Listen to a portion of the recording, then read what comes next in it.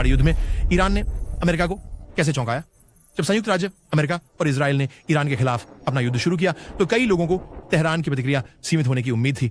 इसके बजाय ईरान ने मध्य पूर्व में सबसे बड़ा मिसाइल और ड्रोन हमला किया। जल्द ही संघर्ष फारसी खाड़ी में फैल गया। ऊर्जा, सैन्य अड्डे और शिपिंग मार्ग सभी निशाने पर आ गए और ईरान के जवाबी हमले के पैमाने ने वॉशिंगटन को हैरान कर दिया। ईरान ने सिर्फ इजराइल पर ध्यान नहीं दिया बल्कि पूरे खाड़ी क्षेत्र में युद्ध का दायरा बढ़ा दिया। मिसाइलों, ड्रोन से सैन्य ठिकानों, हवाई अड्डों, बंदरगाहों व ऊर्जा प्रतिष्ठानों पर हमले हुए। ईरान ने हॉर्मुज जल मरुमध्य के पास जहाजों व ऊर्जा प्रतिष्ठानों को भी निशाना बनाया, जो दुनिया के सबसे अहम तेल मार्गों में से एक है। दुनिया की लगभग 20% तेल आपूर्ति इस संकरे रास्ते से गुजरती है। हमले फैलने से जल मरुमध्य से तेल की आवाजाही धीमी हुई और वैश्विक ऊर्जा कीमतें बढ़ गईं।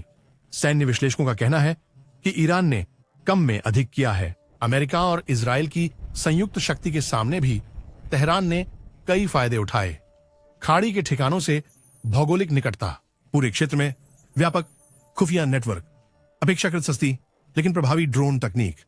ईरान के मिसाइल और ड्रोन बल मिनटों में खाड़ी पार लक्ष्यों पर हमला कर सकते हैं। इससे हवाई सुरक्षा को प्रतिक्रिया देने का समय कम हो जाता है।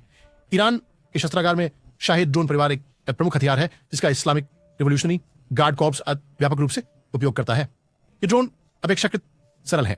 कुछ मोटरसाइकिल इंजन जैसे छोटे इंजन का उपयोग करते हैं, लेकिन वे बेहद प्रभावी होते हैं। वे नीची उड़ान भरते हैं, रडार पर कम दिखते हैं और अप्रत्याशित रास्तों से लक्ष्यों तक पहुंच सकते हैं।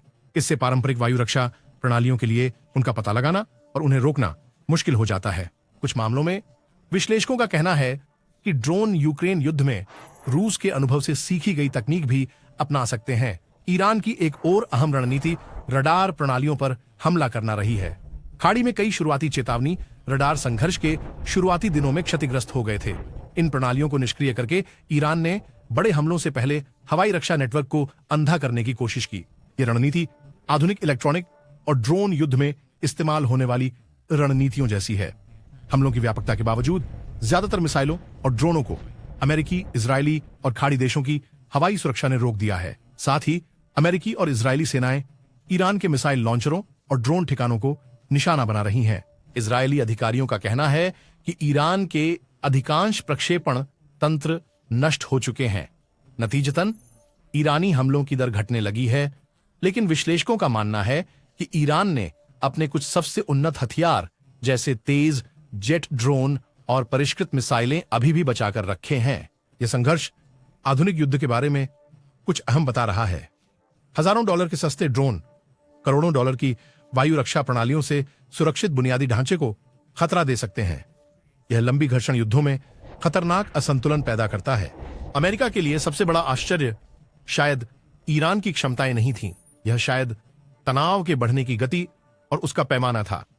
अमेरिकी अधिकारी भी मानते हैं कि संघर्ष उम्मीद से ज्यादा तेजी से पूरे क्षेत्र में फैल गया और यह दिखाता है कि ईरान के साथ युद्ध एक ही मोर्चे तक सीमित नहीं रहेगा, बल्कि यह पूरे फारस की खाड़ी को तेजी से अपनी चपेट में ले सकता है।